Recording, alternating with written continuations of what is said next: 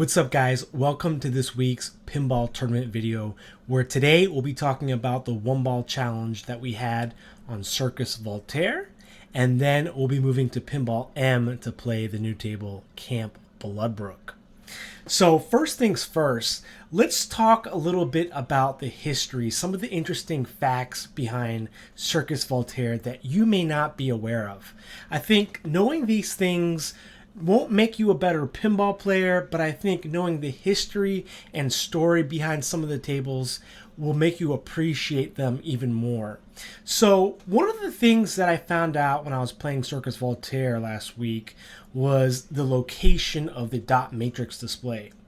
Usually on pinball tables, EMs, and solid states, the DMD was always located somewhere on the back glass, so that when you played pinball, you would have to look up at the back glass to kind of look at your score and look at the animation if it was a DMD. But for earlier tables, you'd look at the real or the alphanumeric display. So the thing about Cirqus Voltaire, and that makes it interesting, is that the designers put the DMD with on the lower playfield, on the table itself. Basically, it's not on the back glass. And so when I was playing this table last week, I was trying to figure out where it was, because usually it's on, like, you have the option to put it around, like, on the top left or top right.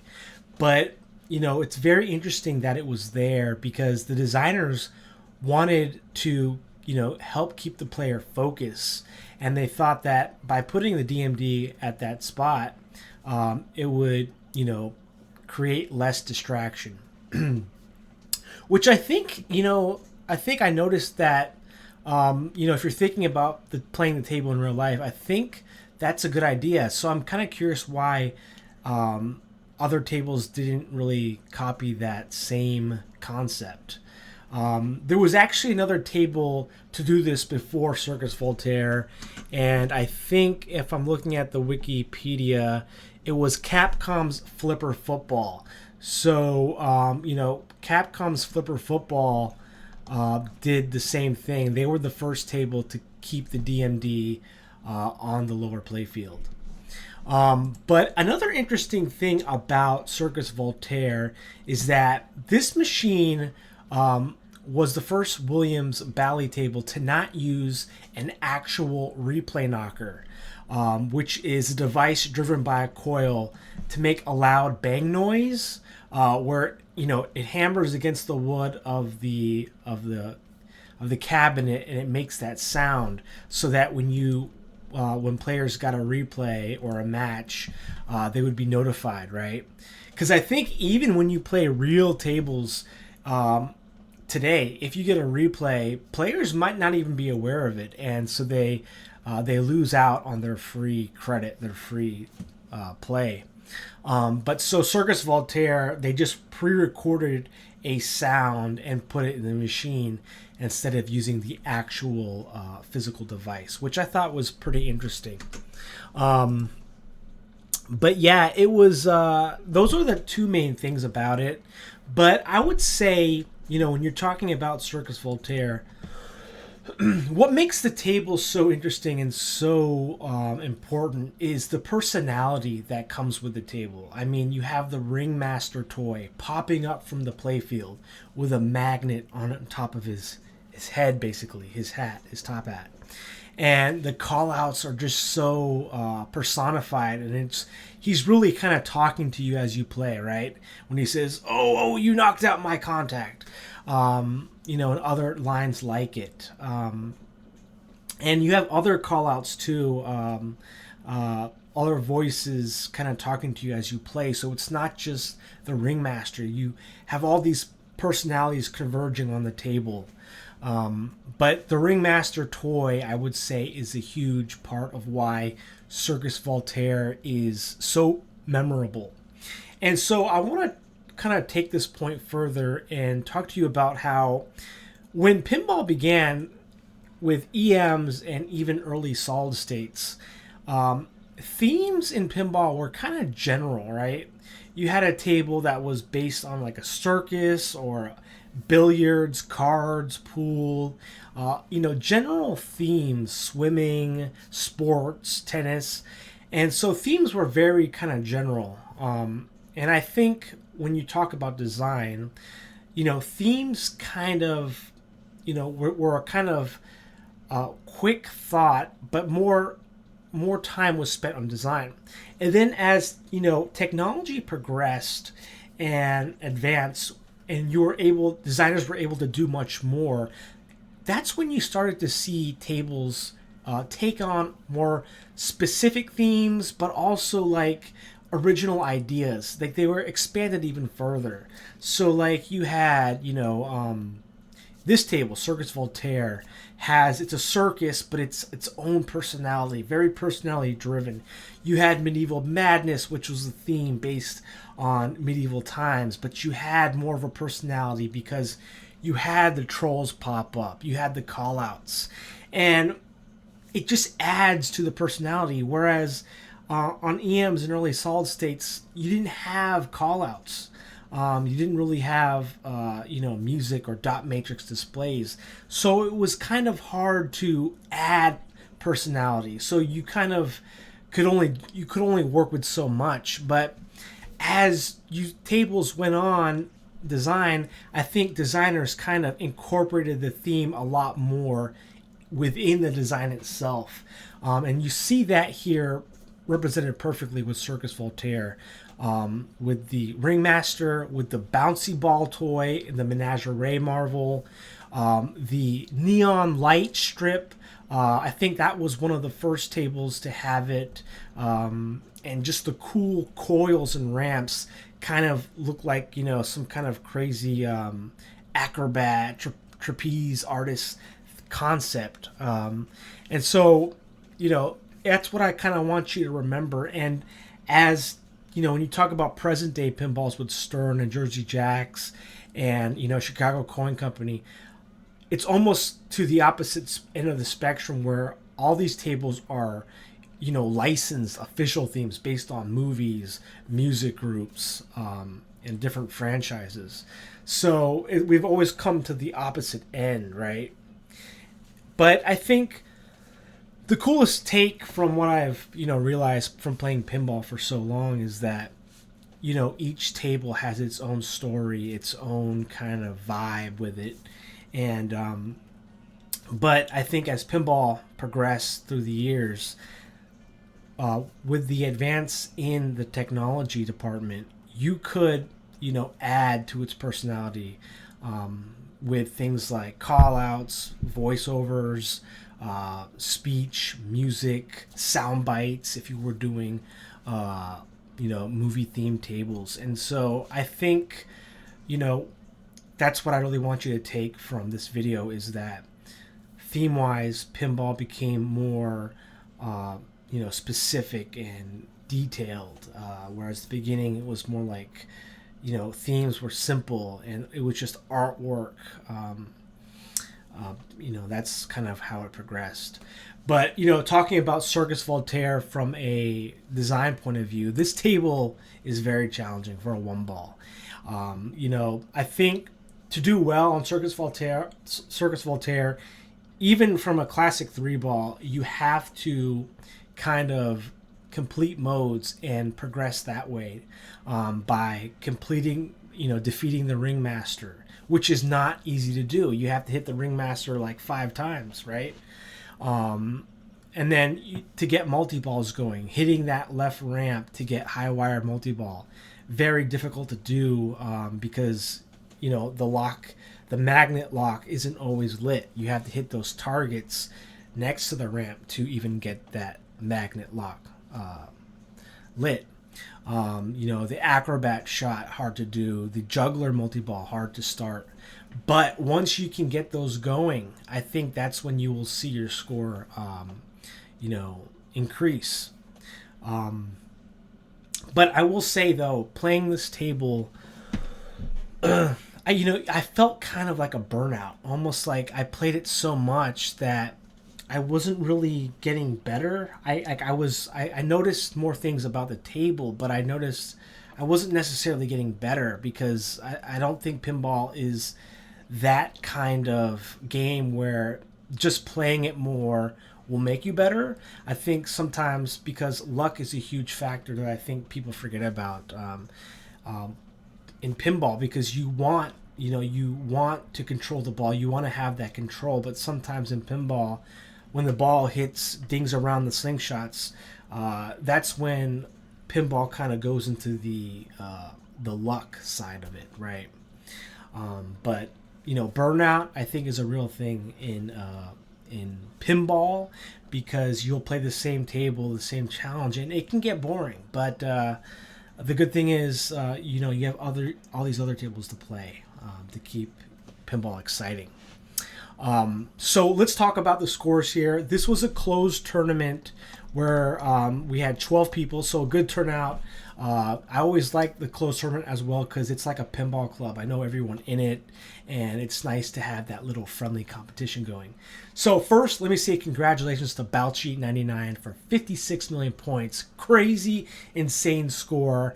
I tried to play the Cirqus Voltaire on a regular classic, and I couldn't even come close to that score. So that just goes to show how good that score is for a one ball. It's pretty amazing. I'm looking at it, it's like, wow. So, hopefully Zen Studios makes it so that, these player-created tournaments and challenges will also count towards the global leaderboard, the all-time. So congratulations to Balchi99 for that first place score. I was in first place for a while, maybe for like a day or two, until Balchi surprised me, really, because sometimes you never know. Sometimes you think you have this score, you think you'll be in first, but people come close. As you can see, in third place, Urko 1945, my friend, had 35 million as well, and he was only short 500,000. So very close here between second and third. In fourth place, we have another close contest with Gapvic with 33 million points. I'm not familiar with Gapvic's IGN, but if you're new, welcome Gapvic, and feel free, if you so please, to let us know a little about yourself if you want. But I always like to get to know people in my closed tournaments, but it's up to you. Fifth place, we have Carpy Sun with 22 million. I actually played in Carpy Sun's. He held a tournament on Whitewater, which was a distance challenge, and I had a lot of fun playing that different challenge on Whitewater. And so I want to say, if you guys are hosting any tournaments, just write them down. Feel free to post them in the comment section and post the ID so that I can join them, because I always love to do that. And I wasn't aware that Carpy Sun had a tournament, but I was just scrolling down. I said, oh, I know Carpy Sun. So, just want to make that note. In sixth place, we have UTD 4000 with 20 million points. And you see how close here. Look at that. Fifth and sixth, 2 million point differential. And then in seventh place, we have Bad Jack Daniels with 20 million. Very close to sixth place UTD. What is it, like a 400,000 point differential there. Beneath Bad Jack, we have Somatic with 15 million points in eighth place. And underneath Somatic is Michael _363 with 14 million. Very close scores here as well. And Michael 363, aka Draki, is hosting a tournament on Pinball M for Camp Bloodbrook, which is a shiver challenge, which is pretty neat. It's a challenge that involves darker lighting and also time. So it's like two things at once. The ID for his tournament is 1300. So feel free to join if you so choose. And in 10th place, we have Fabled Scares 79 with 8 million points to round it off. And then in 11th place, we have Wombat in the Hat with 6 million points. And in 12th place, we have Geronimo and Gam with 4 million points. So thank you to everyone who partook in this tournament. Like I said, I always like to play closed because I know everyone in them and I can give them shout outs. So with that said, we will be moving on to Pinball M this week for our one ball challenge. I always like to play the new table when it comes out because everyone's playing the new table and it's just in time for spooky season, right? Halloween is just around the corner. So we'll move on to Pinball M. Follow me there for that video. But I hope you enjoyed it. And the biggest thing I want you to take from this video is to realize how pinball kind of progressed theme-wise, how themes became went from basic to a little more specific, and came with original ideas with the solid states in the 90s. A lot of examples there, like Monster Bash, very kind of, that was almost, actually Monster Bash was kind of interesting because it was based on the Universal Monster theme, so it was still kind of like an IP, but you have your Medieval Madness, you have your what's that table with the mouse? Mousing Around is a great example. You have Taxi Diner, but Cirqus Voltaire being one of those great tables with specific personalities.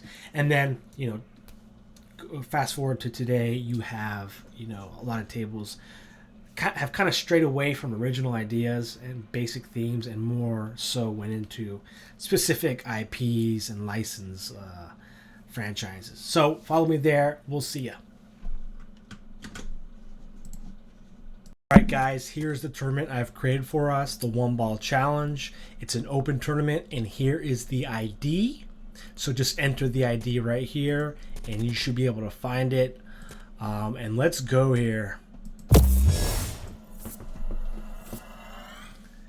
So I did play Drake's Shiver Challenge, and that, that is a lot harder than I think. Shiver Challenge and One Ball Challenges are actually kind of close, right? Once he was known as so maybe we do a Shiver Challenge next time. But let's go here. Okay, skill shot. It's all about timing. Breath is a battle. It's now. There we go. Skill shot. So since I'm the first one to play the tournament, I kind of set the precedent, right? And I know you guys are really good, so I try to score high on the first try.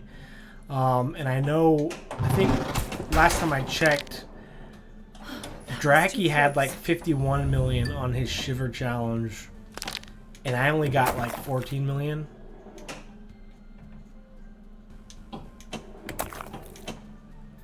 But I like being able to see the table, which is something you don't have, that you don't see in the Shiver Challenge. The Shiver Challenge, you're basically playing in the dark. So that bell spot target is usually hard to hit, and I got it by accident. There was no reward to collect, so that's unfortunate. See, when you spell Storm, you get 3 times scoring, but that S is very hard to hit too. Shoot the cabin. The well. Okay, so we have to shoot the cabin. Face the darkness. There's something in the water. See if I can get a multi-ball going. See, I have all the letters in Storm besides the S.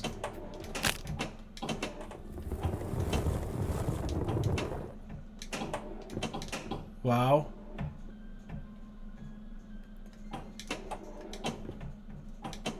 Oh my gosh. The cabin seems safe.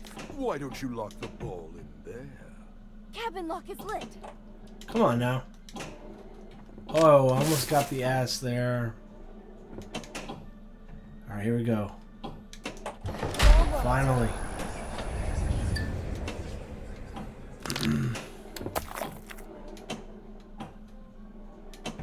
Okay, so camp trial is lit.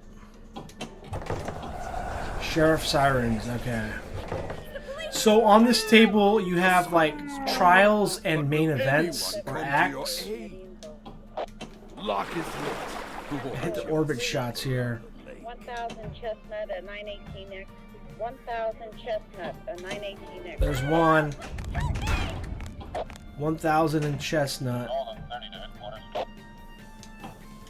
The blade thirsts for blood. Lock Here we go, we got another one. Oh no. The orbit. What alarm company was that? What multi-ball? Okay.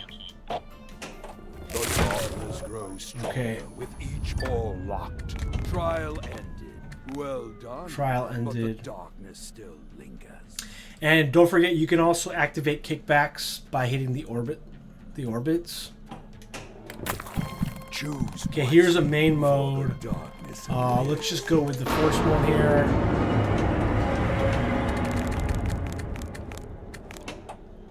I like how you get a little bit of a shoot again when the mode starts. Oh, I got a kickback lit on the left. So that's a 2 for 1, right? Show yourself. The If I get forest that- is alive with eyes, watching, waiting. Or if I get the left orbit, I get the If you dare. kickback and I get the mode, the lane.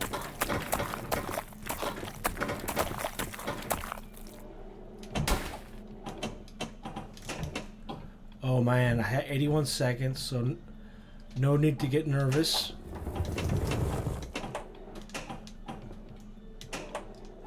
But I'm playing like that. Ugh. The darkness claims another. A warning unheeded. Alright. Wait, that was... Oh yeah, it's only one ball. I kept on thinking I was playing the Shiver Challenge. Oh my gosh. Excellent score. Okay, one more time here. I don't... Because I don't think... I for some reason I thought I had 3 balls. Because I've always been playing this...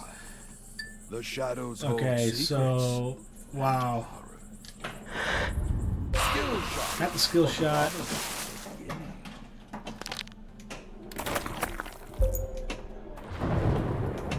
See, 50 million or... I think is doable with 3 balls, but with 1 ball, I don't know what a good score would be.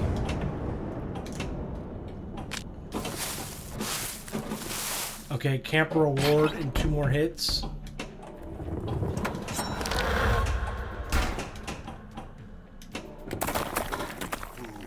You have no idea what you have awakened in that well.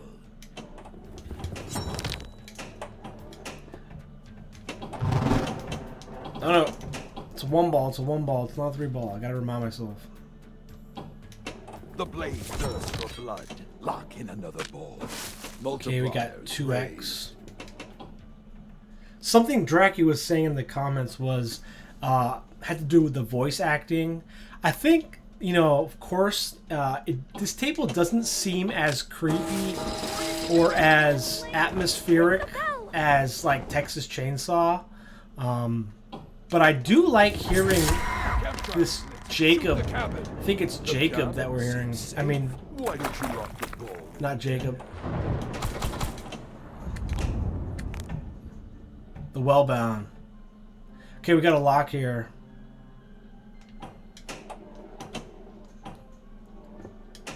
Okay. Let's end this nightmare.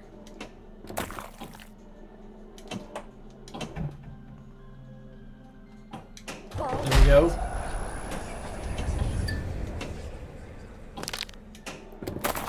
Choose Can I get a multi-ball going? for the darkness awaits. How about Midnight Chase? Oh no, this is a hard one. Hitting the bell is hard to do. Look at this.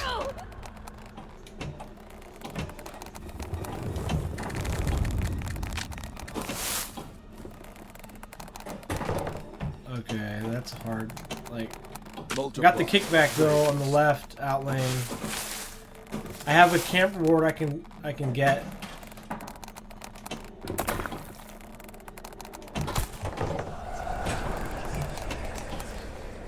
Oh man, it's just I don't trust my Tick-tock.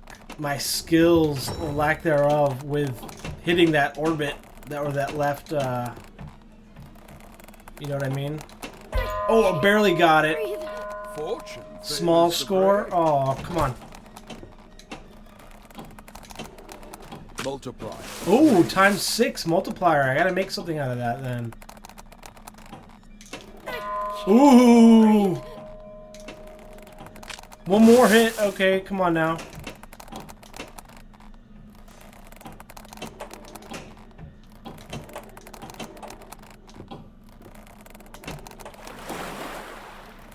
$28 seconds on the clock. Might get a lot for this if I can hit it.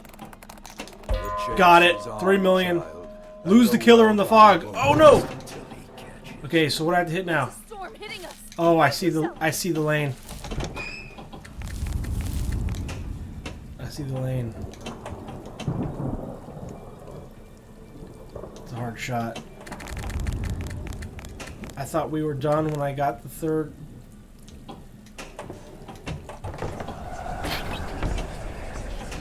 Oh! Oh no! Nowhere. Oh man!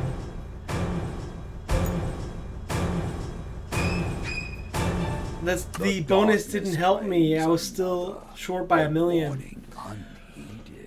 Well, guys, thank you for watching me play this week's tournament challenge, just one ball challenge on Camp Bloodbrook. I hope you guys have fun. It's good to be back in Pinball M, especially in time for spooky season. Till next time, I'll catch you guys later. Thanks for watching, as always.